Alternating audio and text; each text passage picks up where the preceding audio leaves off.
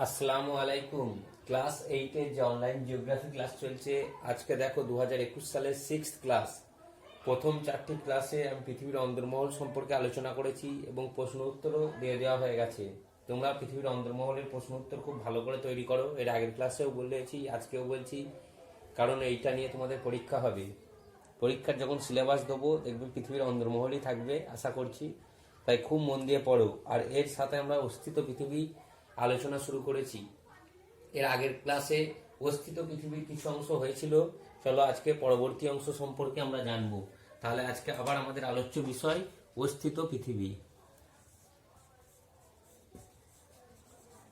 অস্তিত্ব পৃথিবী পড়া থেকে আগের ক্লাসে অস্তিত্ব পৃথিবী কেন বলা হচ্ছে দেখো।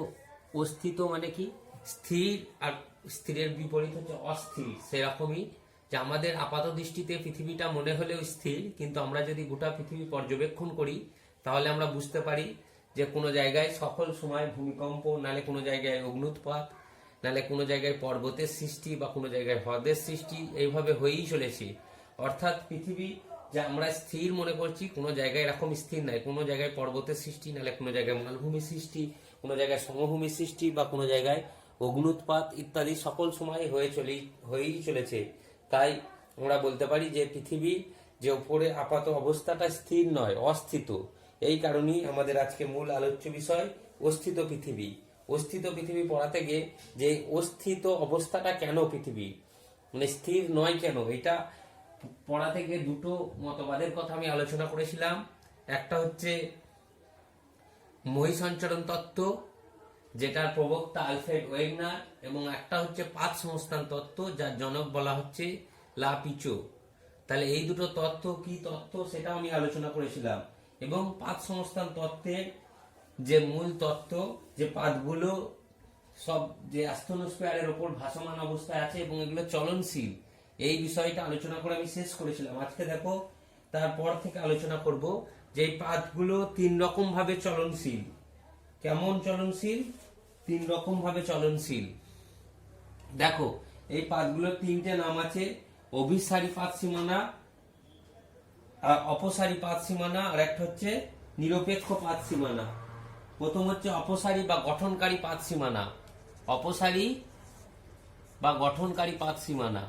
তাহলে আমরা অপসারী বা গঠনকারী পাত সীমানা সম্পর্কে প্রথম জানবো। অপসারী বা গঠনকারী পাত সীমানা।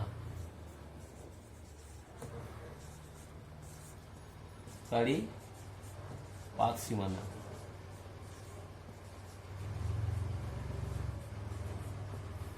দেখো, অপসারী বা গঠনকারী পাত সীমানা কাকে বলে আমরা জানবো। এর চিত্রটা দেখবো, তাহলে পুরোপুরি ক্লিয়ার হয়ে যাবে যে বিষয়টা কি।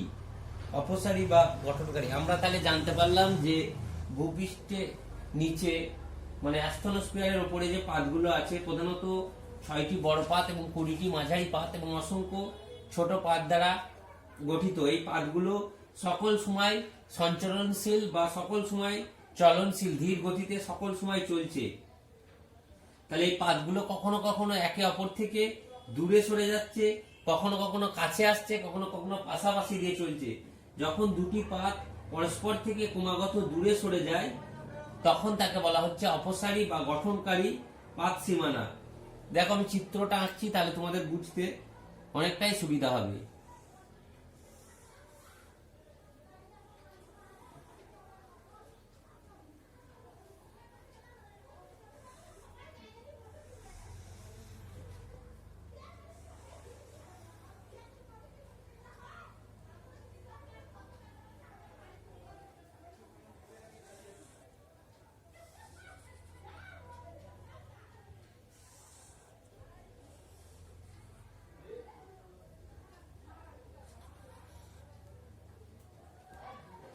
দেখো চিত্রটা দেখো, সহজ চিত্র।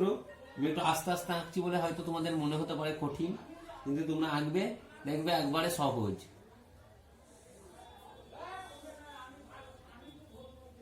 দেখো এইটাকে বলা হচ্ছে অপসারী বা গঠনকারী বা পরস্পর বিপরীতমুখী পাত সীমানা। এই তীর চিহ্নটাকে দিলে দেখো পুরো ক্লিয়ার বুঝতে পারছো। অপসারী বা গঠনকারী বা নিরপেক্ষ পাত সীমানা। আর একটু সহজ করে আঁকছি, তাহলে সহজ হবে দেখো আরো বুঝতে।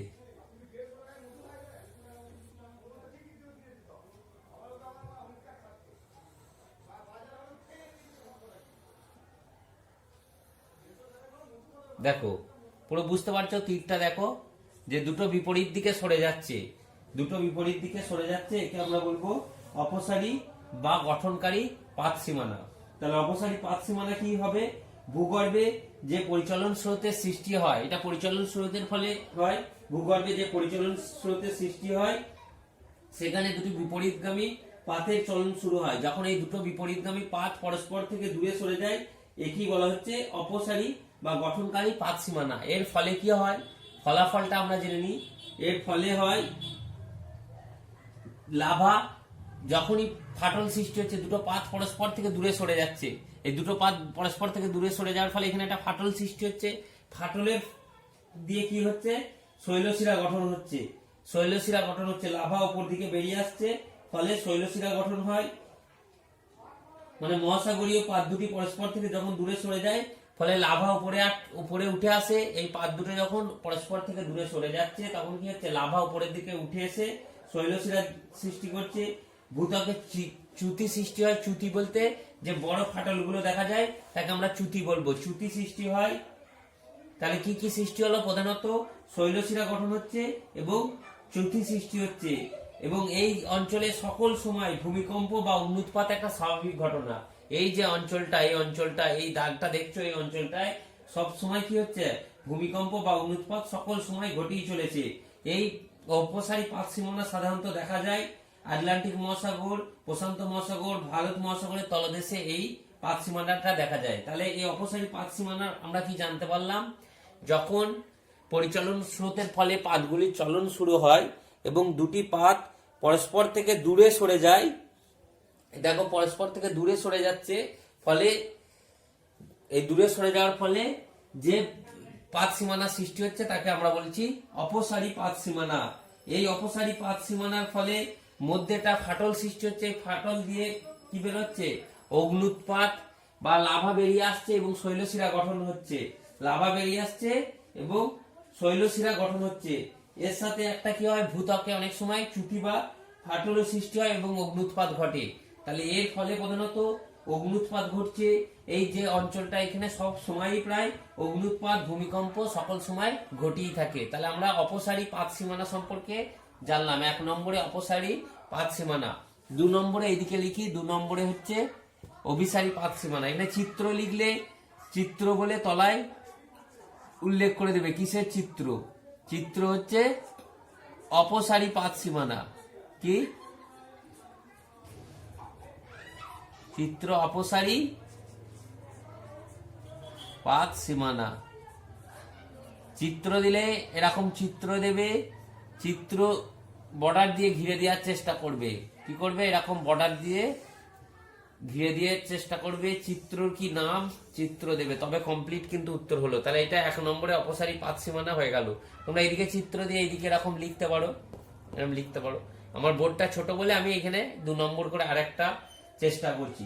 তাহলে 2 নম্বর হবে অভিসারী বা বিনাশকারী পাত সীমানা। 2 নম্বরে কি হবে?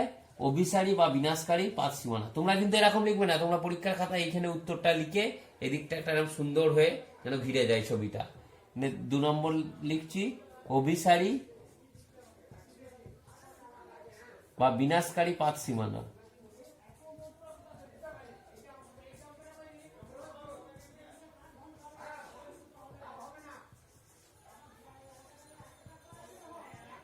বিনাশকারী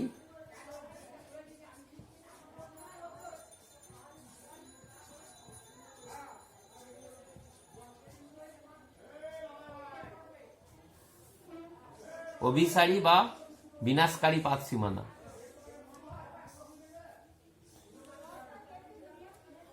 দেখো এইটা, দেখো যখন দুটো পাত পরস্পরের দিকে কাছে আসে, এটা পরস্পর থেকে দূরে সরে যাচ্ছিল, এটাই দুটো পাত যখন পরস্পরের কাছে আসে তখন তাকে বলা হচ্ছে অভিসারী বা বিনাশকারী পাত সীমানা। অভিসারী বা বিনাশকারী, এটাকে অপসারী পাত সীমানা বা গঠনকারী বলছে কেন? এর ফলে দেখো গঠন হচ্ছে, অগ্ন্যুৎপাত সৃষ্টি হচ্ছে এবং শৈলশিরা গঠন হচ্ছে, অগ্ন্যুৎগম হচ্ছে, আগ্নেয় পর্বতের সৃষ্টি হচ্ছে, এই জন্য একে বলা হচ্ছে গঠনকারী পাত সীমানা। আর এই অভিসারীর ফলে ধ্বংস হচ্ছে, এই জন্য একে বলা হচ্ছে বিনাশকারী পাত সীমানা। এই পাত সীমানাটা প্রধানত অনেক সময় দুটো পাত পরস্পরের দিকে অগ্রসর হয় এবং সংঘর্ষ ঘটে। দুটো পাত যখন পরস্পরের দিকে অগ্রসর হবে এবং সংঘর্ষ করবে। আগে চিত্রটা এঁকে নিচ্ছি, তাহলে তোমাদের বুঝতে সুবিধা হবে। এখানটাই তাহলে কি সৃষ্টি হচ্ছে আমাদের শৈলশিরা। এখানে আমরা চিত্রটাই কিন্তু লিখে দেবো এই জায়গাটায়, যে এইখানটায় সৃষ্টি হচ্ছে শৈলশিরা। শৈলশিরা লিখে দেবে শৈলশিরা। দেখো এই চিত্রটা, আরেকটা চিত্র আঁকার চেষ্টা করি এখানটায়।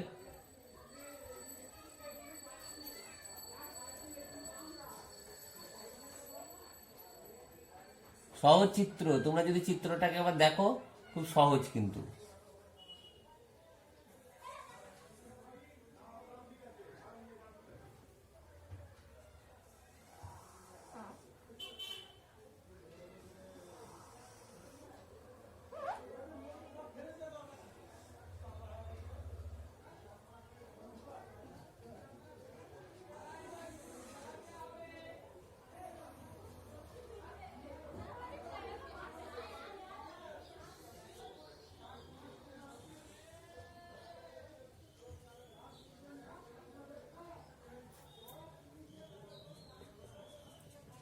ওইখানে প্রধানত শৈলশিরা, এখানে প্রধানত ভূমিকম্প হবে।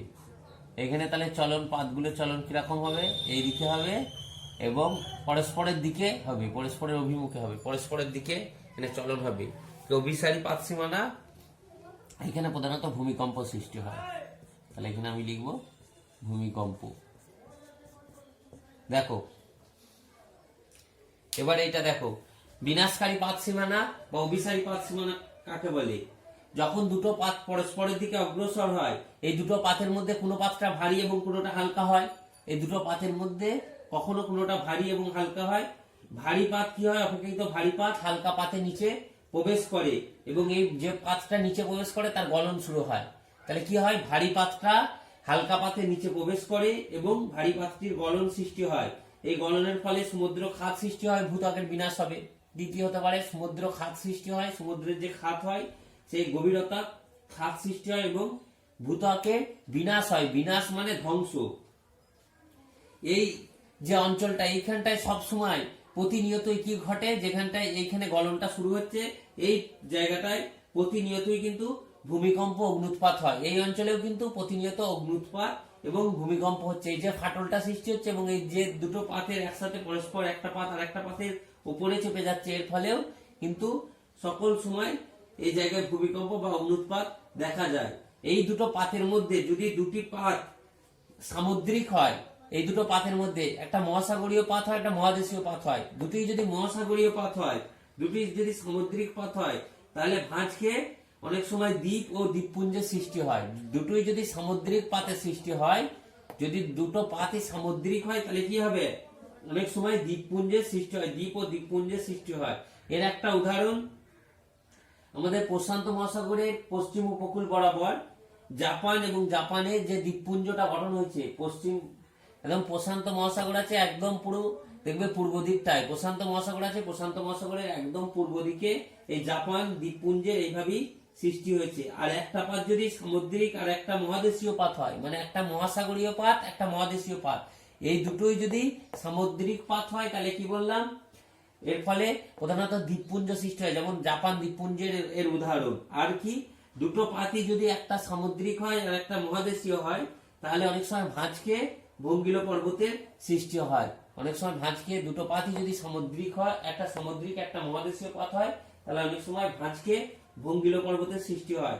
যেমন আমেরিকার রকি পর্বত, যেমন উত্তর আমেরিকার রকি পর্বত, আন্দিজ পর্বতমালা, এগুলো এই একটা মহাদেশীয় পাত আর একটা সামুদ্রিক পাতের সংঘর্ষের ফলে সৃষ্টি হয়েছে। তাহলে আমরা নিশ্চয়ই বুঝতে পারলাম যে অভিসারী বা বিনাশকারী পাত সীমানা কাকে বলে।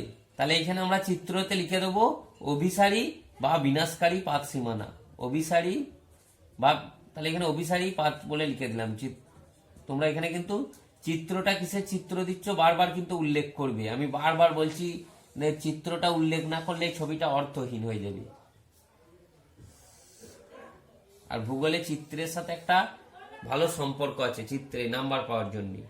আর একটা লাস্ট রয়ে গেল, তাহলে আমরা অপসারী পাত সীমানা, অভিসারী পাত সীমানা জানতে পারলাম। আর একটা আছে নিরপেক্ষ পাত সীমানা, আর একটা হচ্ছে লাস্ট নিরপেক্ষ পাত সীমানা। দেখো এই দিকটায় আঁকছি নিরপেক্ষ পাত সীমানা।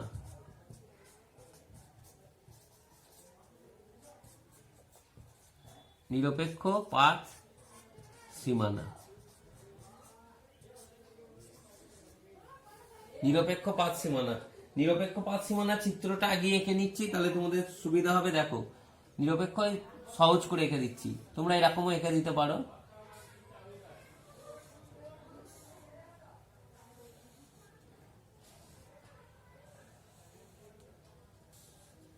নিরপেক্ষ পাত সীমানা, তীর চিহ্নটা একটা যদি এইদিকে যায় তাহলে একটা উপর দিকে যাবে। বোঝা গেল? নিরপেক্ষ পাত সীমানা ঘিরে দেবে।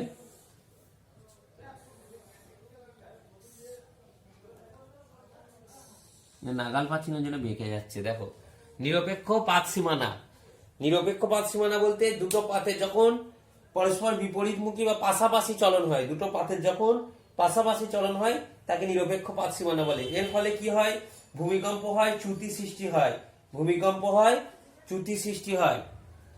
যেমন এই নিরপেক্ষ পাত সীমানার কাছে একটা শর্ট কোশ্চেন আছে, ক্যালিফোর্নিয়ার উত্তর দক্ষিণে বিস্তৃত সান আন্দ্রিজ চ্যুতি এরকম একটা পাত সীমানার উদাহরণ। বিখ্যাত একটা চ্যুতি হচ্ছে ক্যালিফোর্নিয়ার সান আন্দ্রিজ চ্যুতি, এর একটা উদাহরণ। তাহলে এই চ্যুতির ফলেই প্রশান্ত মহাসাগরীয় পাত ও উত্তর আমেরিকা পাতে পরস্পর দক্ষিণে সরে যাচ্ছে, পরস্পর উত্তর দক্ষিণে সরে যাচ্ছে। কি হচ্ছে? প্রশান্ত মহাসাগরীয় পাতটা আরো উত্তরে এবং উত্তর আমেরিকা পাতটা আরো দক্ষিণ দিকে সরে যাচ্ছে। এটা ধরে প্রশান্ত মহাসাগরীয় পাত হলে উত্তর দিকে সরে যাচ্ছে, এটা আমেরিকা পাত হলে দক্ষিণ দিকে সরে যাচ্ছে। তাহলে আমরা তিনটে পাত দেখো পাশাপাশি রেখে দিয়েছি, যে তিনটে যে কি পাত সীমানা, একটা অপসারী পাত সীমানা পরস্পর থেকে দূরে সরে যাচ্ছে, অভিসারী পাত সীমানা পরস্পরের খুব কাছে আসছে, এবং নিরপেক্ষ পাত সীমানা পাশাপাশি চলছে। তাহলে কি নিরপেক্ষ, এর ফলে প্রধানত চ্যুতির সৃষ্টি হয়। এই অভিসারীর ফলে সাধারণত ভঙ্গিল পর্বতের সৃষ্টি হয়, এর ফলে প্রধানত আগ্নেয় পর্বতের সৃষ্টি হয়। তাহলে আমাদের পুরো তিনটে ক্লিয়ার বোঝা গেছে আশা করছি।